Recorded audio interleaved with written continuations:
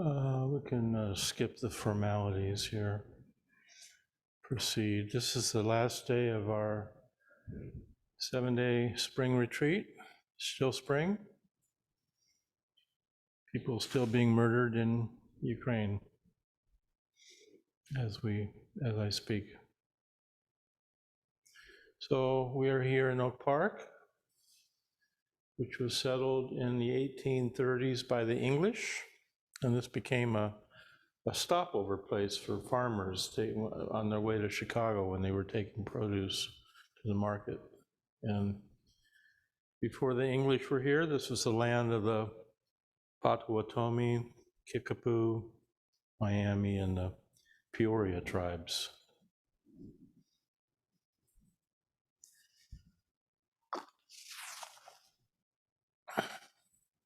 People often come to Zen because of a crisis, a loss, some serious crisis will shake someone up when they come to the Zen center. Often people come here because they don't know why they're coming here. They haven't had a crisis. They haven't had a significant loss, which might make things harder, actually. It make it harder for you to see any way forward. The day proceeds and life goes on, day in, day out. And a feeling slowly arises in you that something isn't right, but you don't know what it is. Could be Groundhog Day. There's some sense of déjà vu taking place. You've been here before. It's very familiar. It's your cocoon. And you feel suspended, not sure exactly where you are or where you're going, where you have come from. Is this a dream? It's slightly surreal.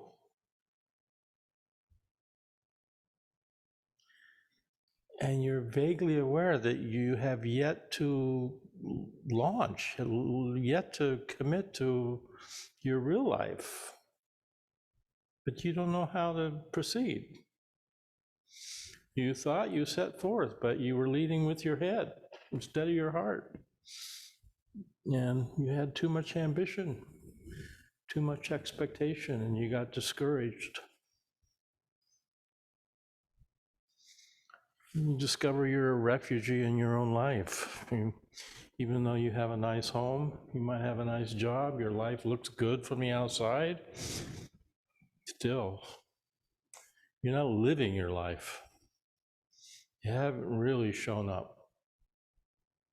And you don't know how to do that. Every way you try with your ambition doesn't work.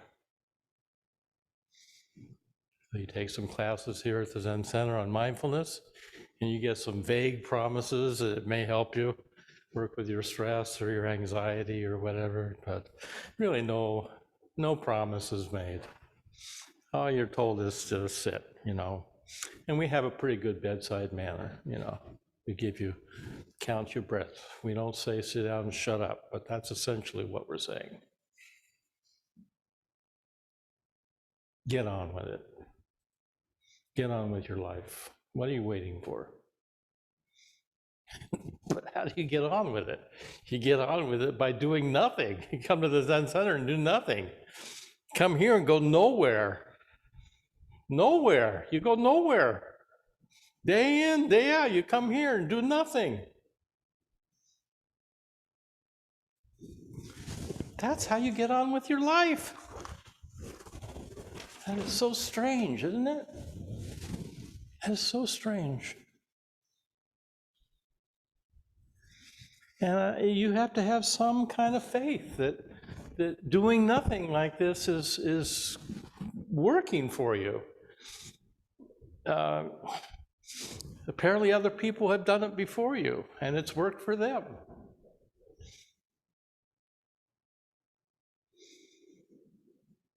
A spiritual journey is always returning back to yourself, but when you come home changed, but you're always coming home.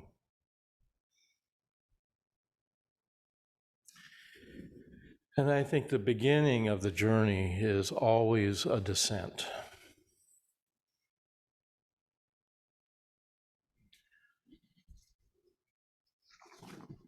We all have disowned aspects of ourselves. They show up in our dreams. We have our own monsters and demons that absolutely have to be dealt with. Now, whether you do it in psychotherapy or you do it sitting on a cushion doesn't really matter, but you have to do it. And it doesn't mean you do this necessarily analytically or consciously, but when you sit day in and day out, going nowhere, doing nothing, getting nothing accomplished, getting nothing done that you can put on your resume, then your demons start to become pretty apparent. And they have quite a bit of vitality. And you can't just dismiss them. You have to come to terms with them. They're a part of who you are. You have to make friends with your demons too. And if you don't do that, then you ascend too early in this practice. And that's what we call spiritual bypassing. And when you do that, you become really, virtuous and loving and compassionate. And often those people really cause a lot of trouble. You can't trust someone unless they've dealt with their own shadow. You're not trustworthy until you've owned your own shadow. So, once you've done that, you're going to show up. Sometimes you're going to be grumpy and irritated, but you can trust that in someone. That's real. That person's done some inner work. And that's part of it. That is absolutely a necessary part of the spiritual journey of Zen. You don't get it reading sutras or philosophical texts or studying koans. You get it by day in and day out, committing to facing yourself honestly and coming to terms with your demons. And once you've done that, they're not nearly so large or scary, but you have to do it. And then when you've done that, now you can ascend. Now you can go up the mountain. Now you can read sutras and appreciate the Dharma and study koans and do all that. And take this bodhisattva vow and really become skillful at working with suffering because you've done it with yourself.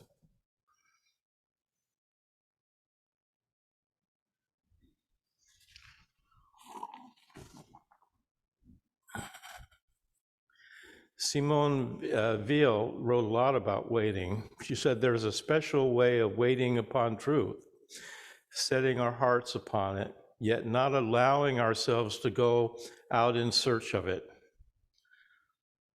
So the truth will find you if you leave it alone.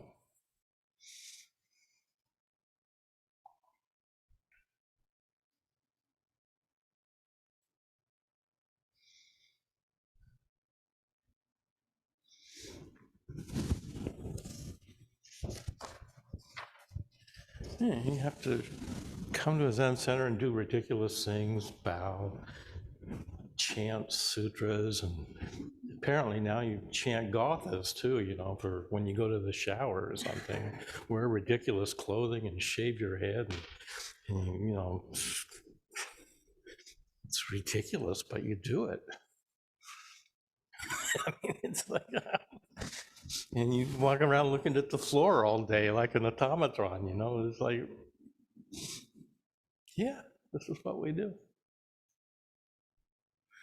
We dedicate the merit of our practice. That's what we're doing when we do service, always dedicating the merit.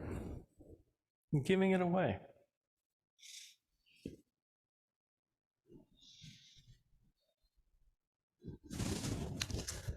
So,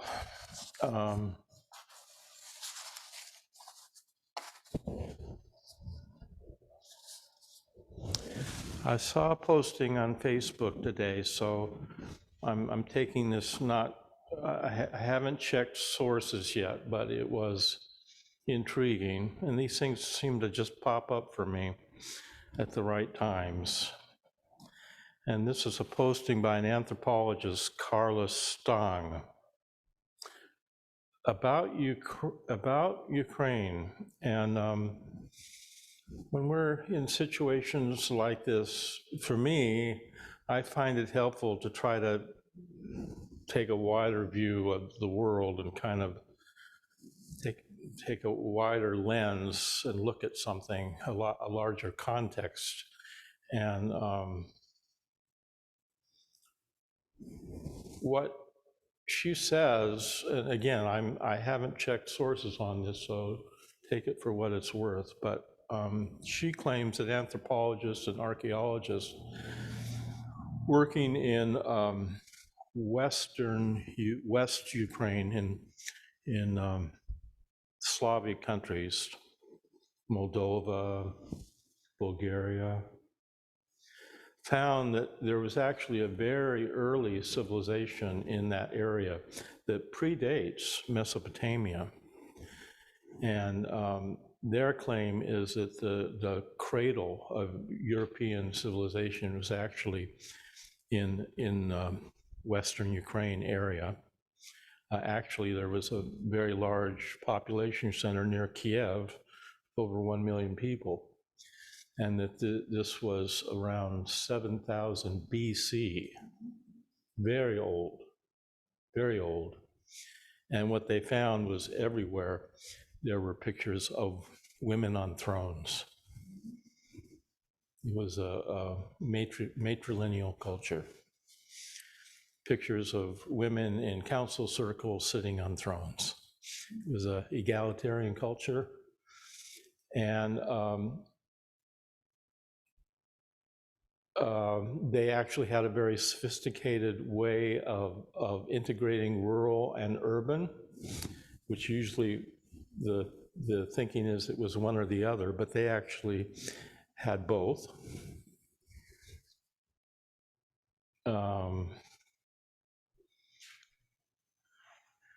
And these people were, I'm not going to pronounce this right, they were the Tripilsti people.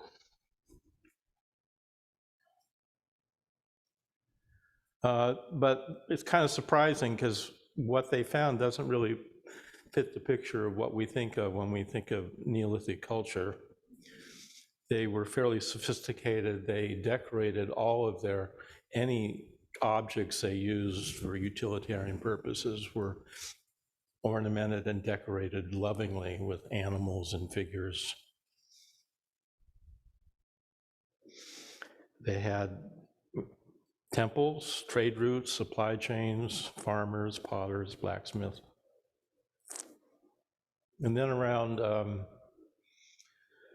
3000 BC, in successive ways, the Proto-Indo-Europeans rode in on horseback with their sky gods and raped and pillaged and did what is from the steppes of Russia. And there were apparently successive invasions.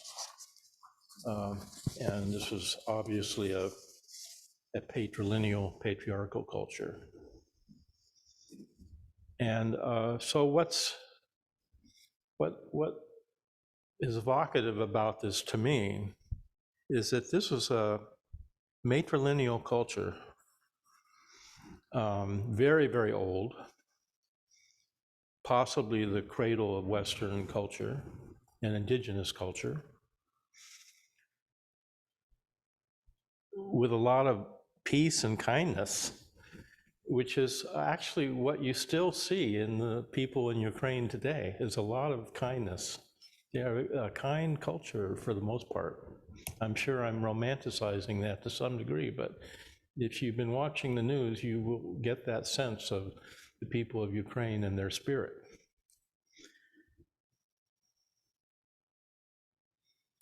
So,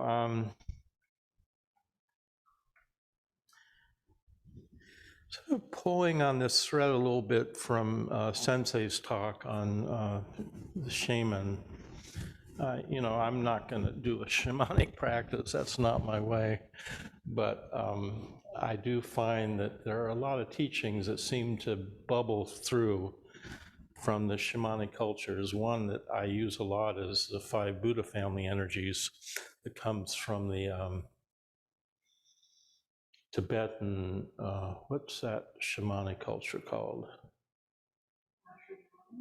Well, it's Vajrayana, but they had the bone shamanic tradition within that. And I think the 5 wisdom energies come out of that. But I also think the Earth Mother, Earth Goddess, is a very big part of all of the indigenous cultures that's in many ways gotten lost and discounted too and made fun of in so many ways. But, for instance, for the indigenous culture, like we're talking about here, to them, everything the earth was alive. And in the spring, Mother Earth was pregnant. So you did not hit the earth hard. Yeah, you get that? It wasn't just an animistic thing where everything was alive. They actually had a sense of the mother and the earth and how that filtered through. And they didn't name their gods. The naming was dangerous. All their gods had titles. So you can't actually find the name of whatever their god or goddess was. So as we are here in this moment, I find that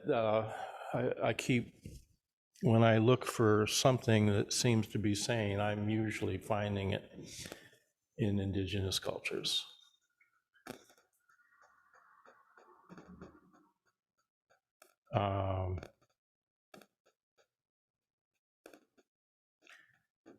On April 22nd, 2010, on International Mother Earth Day, the first universal declaration of the rights of Mother Earth was proclaimed by 35,000 people at a People's World Conference on Climate Change and the Right of Mother Earth. And this universal declaration of the right of Mother Earth was presented to the UN, I believe in 2011 and 2016, with the proposal that all countries, or at least all countries in the UN, adopt it.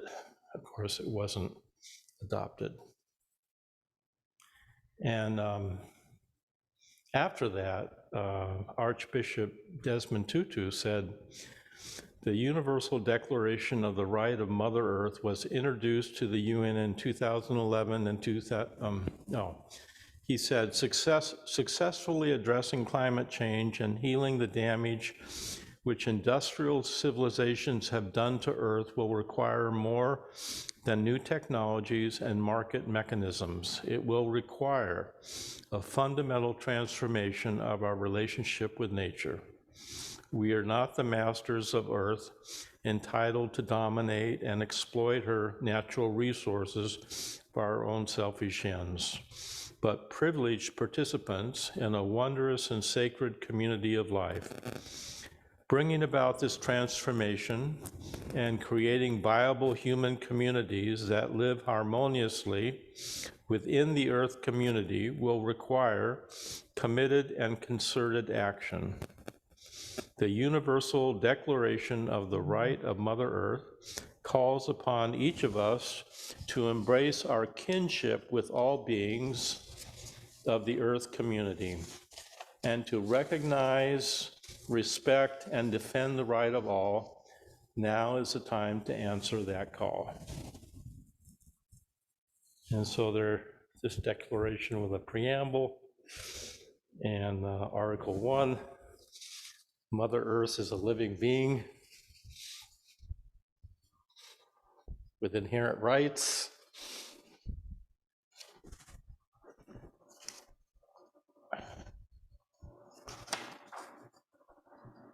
The right to life and to exist, the right to be respected, the right to continue their vital cycles and processes free from human disruptions, the right to maintain its identity and integrity as a distinct, self-regulating and interrelated being, the right to water as a source of life, the right to clean air, the right to integral health, the right to be free from contamination, pollution, and toxic or radioactive waste,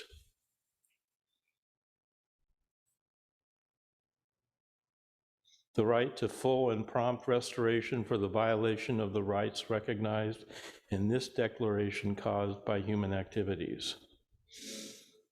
That's Article 2. And then Article 3 is the obligation of human beings to Mother Earth. Every human being is responsible for respecting and living in harmony with Mother Earth. We must act in accordance with the rights and obligations recognized in this declaration to prompt a full and implementation and enforcement of the rights and obligations recognized here. Respect, protect, conserve, and where necessary, restore the integrity of the vital ecological cycles, processes, and balances of Mother Earth. So I won't go on with it, but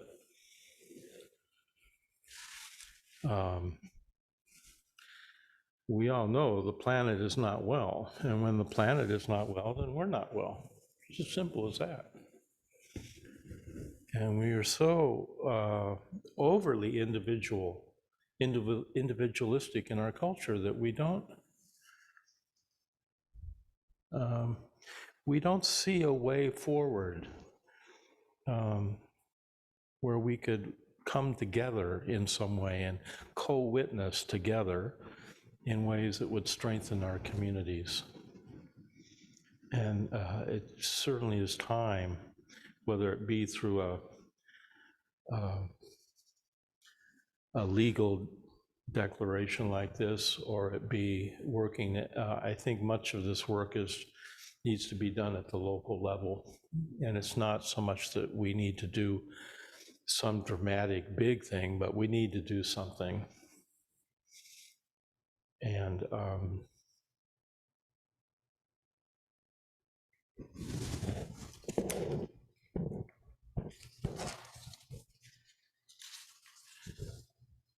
yeah. So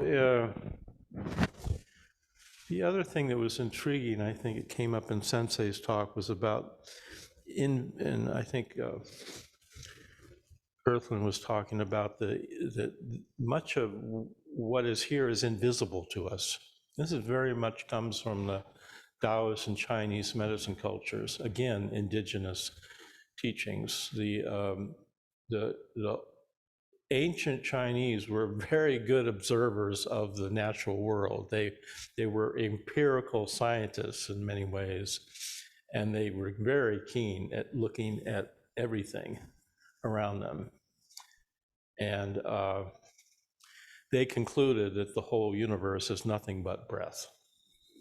At whatever scale you're looking at it, whether you're looking at the cosmos, or you're looking at the biosphere, or you're looking at earthworms, everything is breath. The movement of yin and yang is the movement of breath. The movement out, the movement returning. On every scale, that movement applies. And the movement of that, yin and yang, creates the fabric of the universe, which is called qi. And qi is, 5% of qi is tangible. That is what we see.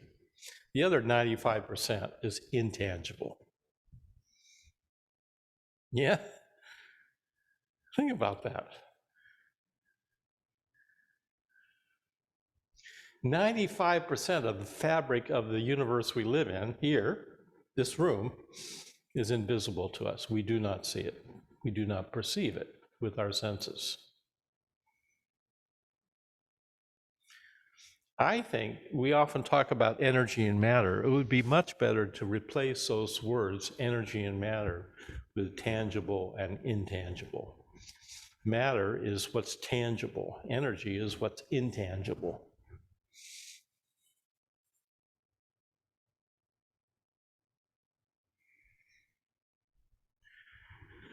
So when I think when you see that your life is completely interconnected with everything here, the life cycles and this is sacred, where the planet is sacred, then we are a part of this, and it is our responsibility to, if we're living our lives fully, to be a part of healing this on whatever level we can do that. And it may be working with one individual.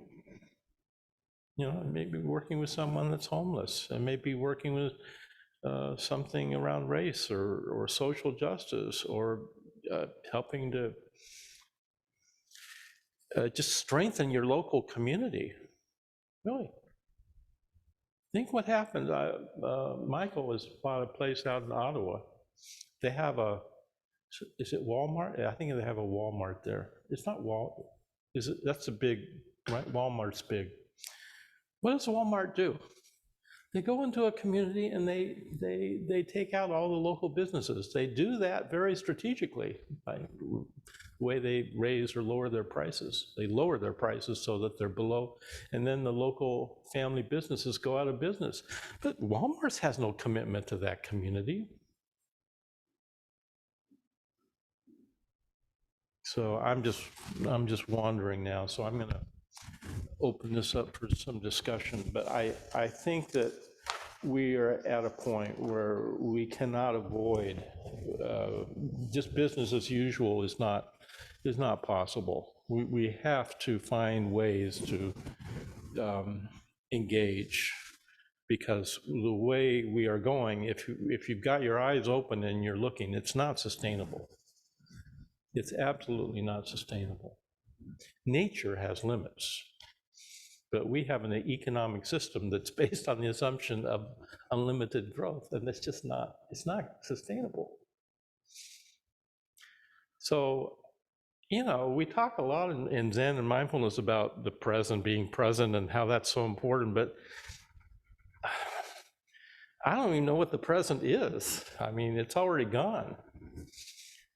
So I think what's important is to be present to your life in the wholeness of what your life, whatever that means to you, and to live that life fully is not just about your attention in the moment. It is about showing up, but it's so much more than that. And the kind of the cliche of mindfulness now is, you know, be here now. But in the, as I've said before, in the order of disorder, which I am a proud member of, the clown order, one of our norms is don't be here now. So maybe on that note, I'll any thoughts or comments?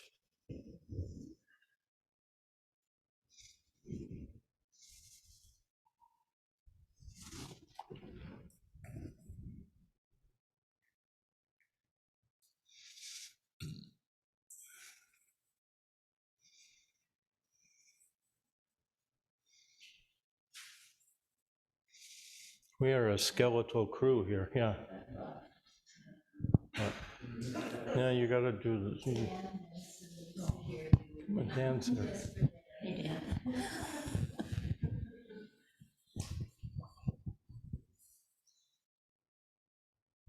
Hey, control yourself, Jim. Just put it back on, Roshi. No, ask a what? I've always had a slightly different view of climate change. The theory is that we are killing the earth. And I said, no, we're not killing the earth, we're killing we're not killing the earth, we're killing ourselves. I don't think we can kill the earth. I think Mother Earth is waiting She's just waiting, and she's waiting for us to die. And when we do, it'll be just like lancing a boil. Yes. And Mother Earth will repair herself. It might take 1,000 years, but it will happen. Yeah. Yeah.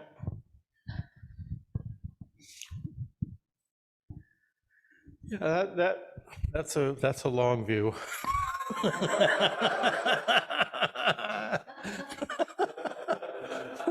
It's a very long view. A little shorter, again, would be to appreciate the nature of feedback mechanisms, positive feedback, and how they have tipping points, and there are quite a few happening now, and any one of them could be a tipping point that creates an enormous amount of chaos in our world, more than anything we could conceive of. But that would be Mother Earth taking care of herself, I suppose. One way to look at it. It's not going to be that long.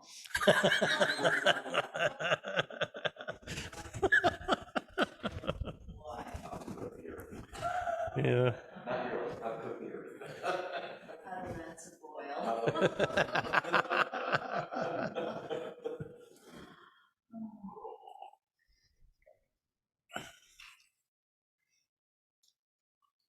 You see, the thing is, we talk about like something like emptiness in Zen. The form is emptiness, emptiness is form. We could say, from the point of view of emptiness, everything's fine just the way it is, and everything will work out the way it works out. But from the point of view of the relative form of which we are all parts, it matters that someone is starving. It matters if there's war and people get killed. That matters. As long as we're here, it matters. And the question is, always the question is, how are we going to respond to that as human beings? Or do we just say, it doesn't matter because it'll get taken care of in a few million years? Which is true, but still, we have some responsibility for the world we find ourselves in right now, in this, dare I say now, in this moment, today. So,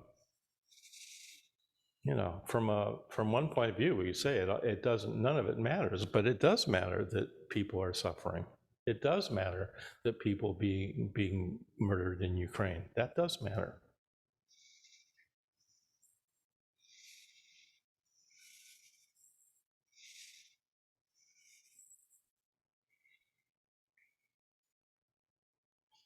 Yeah.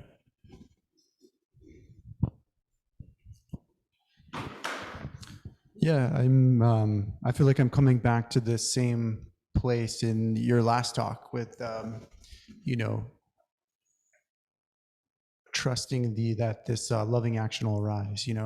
It's actually something that's drawn me to Zen. Is like, there's no prescription. You don't have to believe this. You don't have to do this or that. But it's like part of that faith is that bearing witness, committing to the practice, that action will naturally arise. Mm-hmm. And I guess I'm just saying that out loud just because it's like, well, what do I do? But I guess there's like, maybe there's like, that faith that will naturally come up. Well, I think, Jeremy, what happens is part of the bearing witness is you are asking the question, what will I do? Without knowing what the answer is. That kind of patience is required. And if we jump too quickly to a conclusion, then we short circuit something. And so I think part of how you get to loving action is by asking what the loving action is, and you don't know what it is yet until it arrives, and then you know. But you won't know what it is unless you ask the question, unless you're willing to be with the confusion and bewilderment and uncertainty of that, unless you're really willing to have that be a live question for you that is disconcerting and stirs you up a bit, the answer won't come. But it also won't come just from your rational mind, doing a to-do list of things. It won't come that way either. So I do think this practice requires a kind of faith in not knowing, which is very hard because it's a paradox. We're talking about being with not uncertainty and not knowing, and something arising out of that is a doing. Something concrete arises out of that, not just something abstract, but you actually do something, but you don't know what it is yet. So but there is something that comes. And it may be, again, I think this vow that we take arises, and the action that the way it proceeds in the world is unique to each individual. And it's not about doing necessarily big dramatic gestures. It can be very small acts of kindness on a daily basis, how you work with your clients, how you work with your kids, how you work with your students, how you work with your spouse or your partner, or people that you meet at the checkout counter at the grocery store. All those are opportunities, or dharma gates for opportunities to practice kindness and, being of service. So if you really bear witness, and I think what I'm saying is, if you really practice not knowing and bearing witness, the loving action kind of takes care of itself. It comes up organically because you're already generous and kind and compassionate. That's already part of who you are. So you sort of have to bring up the question first. You have to wrestle. I think so. It's kind of like a koan. If you don't have the question, if it's not a live question, then nothing will come up. It's kind of like having an intention about you setting the intention brings the question up.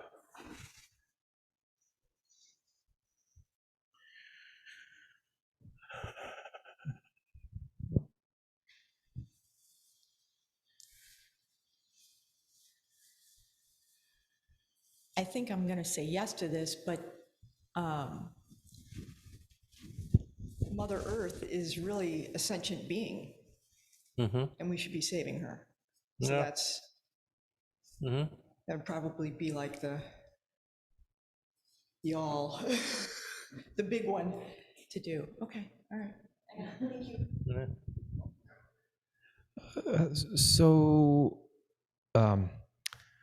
I can probably think of 50 things to do in the environment, because that's my field, and probably with more thought I could think of 500 things.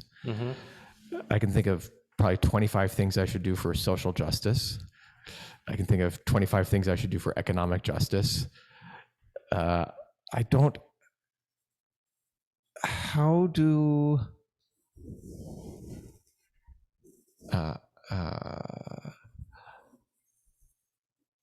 resources are limited. Yeah. Time, energy, psychological ability, spiritual ability, is limited, and I understand that there is growth that happens by doing these things, but at the end of the day, there's still more to be done than one can imagine growing into, at least in the short term. So then how does one prioritize? You pick your battles.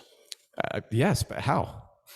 Well, that's up to you, which ones you pick, and you pick them with some awareness of your limitations of energy, time, family, job, children, and all of that. Being a bodhisattva, it doesn't mean you go out and get overwhelmed with 100 things that you're trying to do all at once. That would be idiot compassion. Being skillful means, first of all, you're also taking care of yourself, because you've got a body and that's your vehicle, and you have to, if you are just There has to be wisdom with compassion. And the wisdom is what is discerning what you can do and what you can't do. And while you could possibly, potentially do 100 things, there's probably only 1 or 2 that you're realistically going to be able to do skillfully. And you pick those and you discern. Part of wisdom is discerning for you what those battles are that you're going to commit to, and you're going to lay down you're going to actually commit to that, what it is. Might be one thing. It might just be, what you're doing with your students. I think questions are powerful. I think we're too much in the world of wanting certainties and things to make us feel better. And part of bearing witness is being open to being uncomfortable, just uncomfortable with Ukraine has got to make us feel, you got to feel uncomfortable about what's going on there, even though it's a long ways away. It's not here in Oak Park. We're not getting bombed, but that's not okay what's going on there. And I may not do anything about it, but I can experience that discomfort in myself every time that I listen to the news or I watch it or I hear a story. And out of that discomfort, there might be a question that arises in me or an intention that says, that's so, something about that is pulling me towards it, that I find eventually I'm doing something about, I'm working with refugees, and that's what I want to do. I'm actually intending to, I'm not doing that because anybody's forcing me to do it. That's what's right for me. What's right for you or right for each of us has to trust that out of our own suffering will come those things that we do that are meaningful to us that we can do. And it's not a question of doing, 100 things. Yeah, any of this stuff is overwhelming. The environment is completely overwhelming. But if you just stop with the overwhelm, then you get frozen. You can't do anything. I think that's what happens for most people. So the way Joanna Macy works, at least around the environment, is you start with gratitude. You start with, hey, I'm alive. That's pretty cool.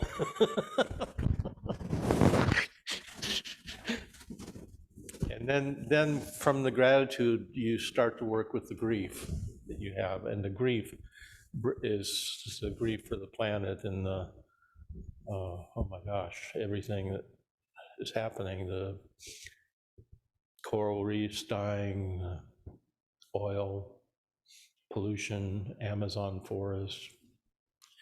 And the grief opens you up, and you find a way forward through the grief, actually, to something.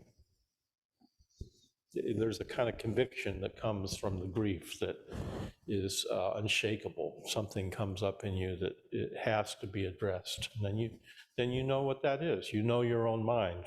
And I think that's very much what Zen is about, is knowing your own mind. And then following that. That's how we come alive.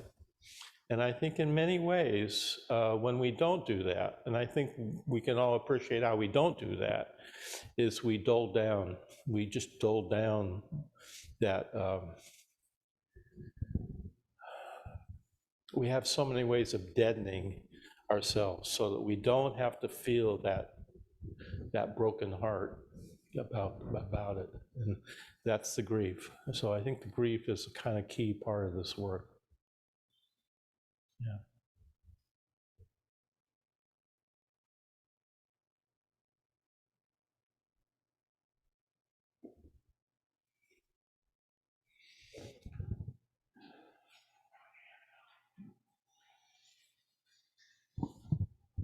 How do you work with grief? She keeps asking me that. I work with it. I work with it little by little. When it comes up, I either turn towards it or I turn away from it. There's a time and place for it for me. Not necessarily right now, if that's what you're asking.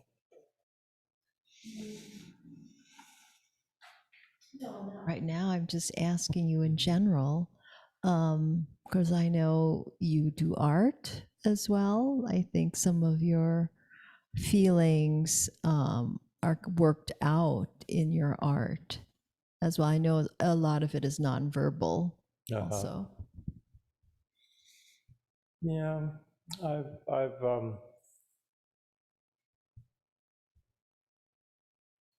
think artists make friends with their demons, and then a lot of times the things that you create are not something anyone wants to hang on their wall, but it's kind of like self-therapy. I've done a lot of that over the years. I'm somewhat through a lot of that now. I don't feel like I need to do that anymore. I would rather create something beautiful if I can. That I think beauty is really important, and I think beauty has to do with seeing something eternal here now in this moment, that this moment is endless and eternal, and beauty gives us access to something like that in our some internal, I don't know. But I have grief about the planet, and I think I have a huge amount of it. I don't know how to. I can't do it all at once. It comes up in little pieces at different times.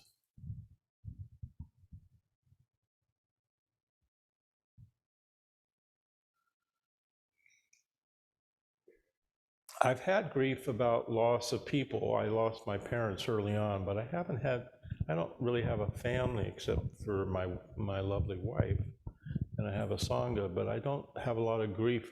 I haven't experienced a lot of loss of people I love for quite a while. So that kind of grief, I don't have. I don't feel like that I have a reservoir of that, but I have grief for the planet and the world. And I think it's that grief that's moving me in the direction of wanting to do something about it. But I'm pretty sure I'll have to do a lot more grieving to do this work. I don't know if I do it through art or not sure. I don't, so much I don't understand, really.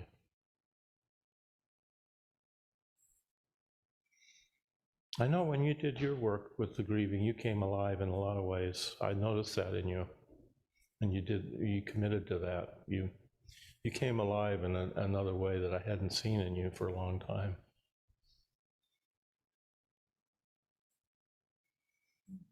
Mm-hmm. Yeah, that worked this summer. Last summer, I guess it was. Yeah. The Phoenix Project. That was really interesting. And one of the first things that we did was, let me just get this here so I can this here for Dan. Hi, Dan. Nice to see you. Yeah.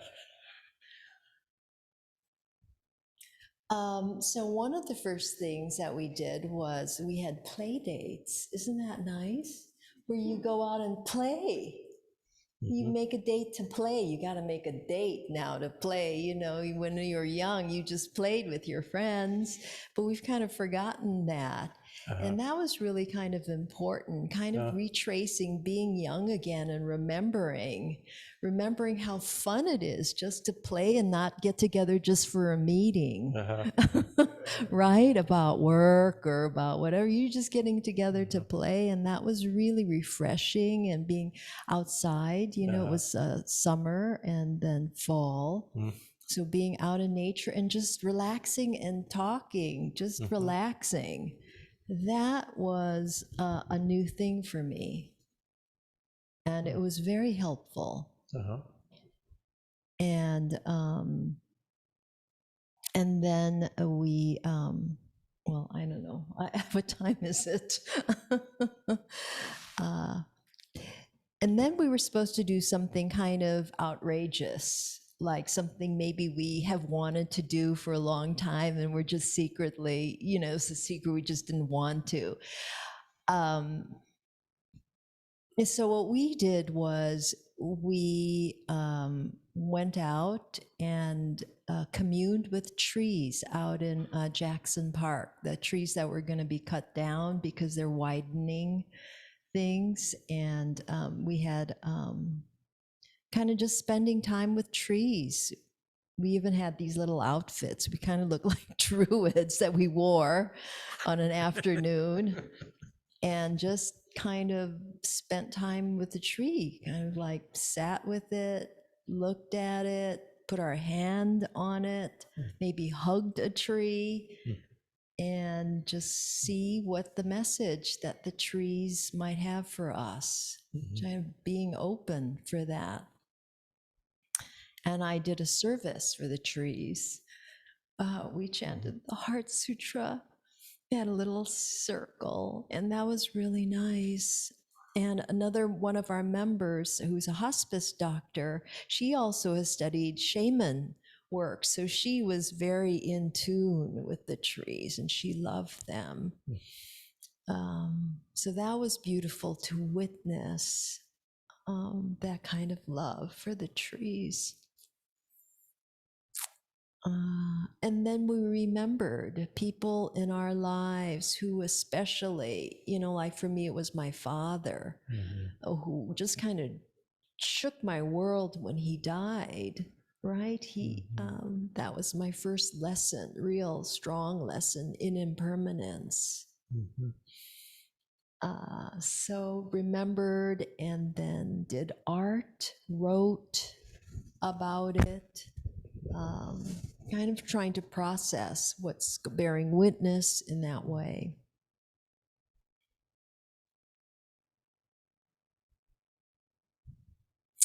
Yeah, cried a bit, not a lot. I'm waiting for the day I just go all out and just cry on the floor, just lose control, just bawl, basically. I think that will be a healing day when that happens. I've always told this, wait, I've turned.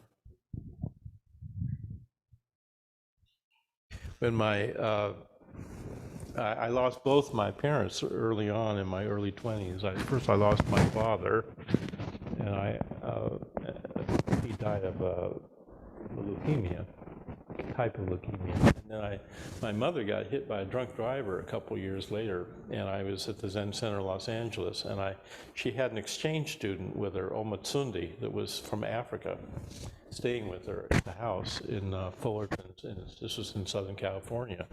So I drove home from the LA Zen Center to our home in Fullerton, and there were neighbors, gathered in the house. And I walk into the house, and Omatsundi is in her bedroom, falling down on the floor, wailing. And we were all horrified. I was like, we don't do this in our culture. It's like, that's too much emotion. That's like, we don't, like. And I always thought about that afterwards, is how sane she was, actually, and how insane we were. We don't allow ourselves to grieve or feel that kind of emotion when people die. Very, held. Yeah, and so one thing that I really learned about grief, that it really is another side of love. Yes. And as you open your heart, this is what comes up. Yeah. And that's our practice here, is opening our hearts. Yeah.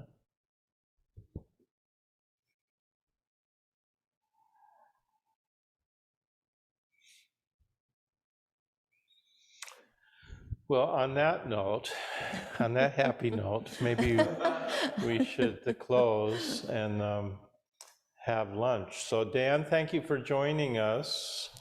Yes, Dan, we have your air purifier here in the Zendo. It's very nice. Thank you. So Dan, we're having a council tonight at 7. If you want to join us, the best way is to come to the Zen Center in person, because the council will be in person here in the Buddha Hall. But if you can't, you can join us from Zoom, but as a witness, but not an active participant. So the council is a way that we close the session and talk about our experience, how this last 7 days has gone. Okay? All right.